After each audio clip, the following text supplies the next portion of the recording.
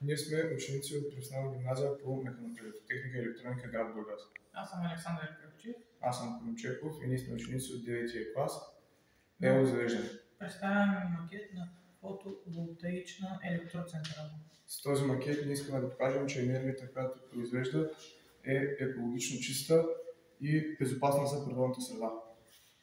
Нека сега да покажем елементите на нашия проект. Слънчевите панели могат да се регулират надолу, нагоре, наляво, надясно. Ето, както виждате тук. Тук сме изградили един трафопост с цифров волтметър и прекъсвач, а под него имаме контролер 12 волта. След него идва подстанцията с средно и високо напрежение и е свързана с електропровода с високо напрежение.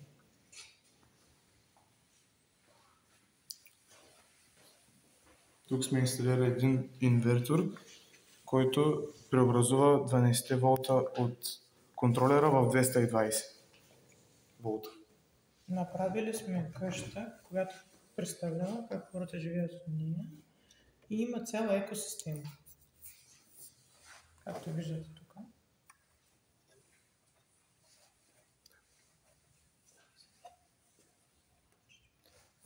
Тук сме инсталирали едно табло управление, чрез което ще ви покажем пътя на тока.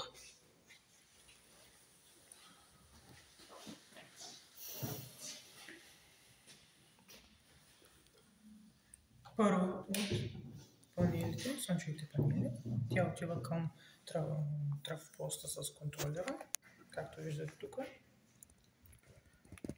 Вътре се вижда волтметъра и самата батерия. След нея подстанцията, след нея електропровода.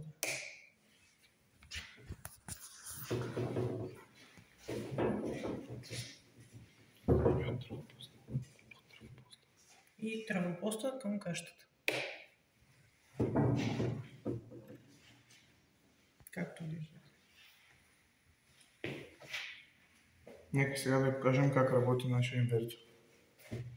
Включваме го.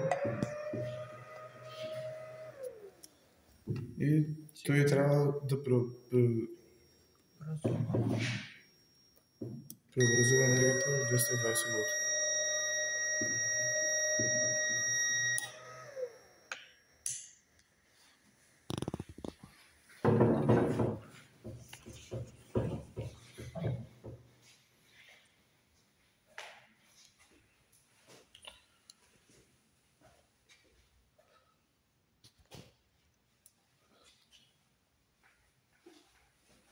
С това ние искаме да покажем нашия макет.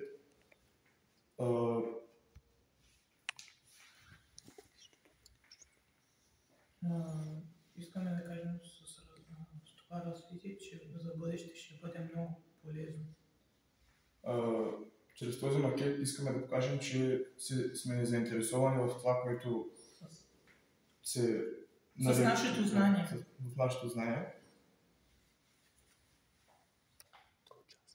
Искаме да участваме в още такива проекти и да разберем малко повече за панелите и тяхната работа. И да го прилагаме в практиката.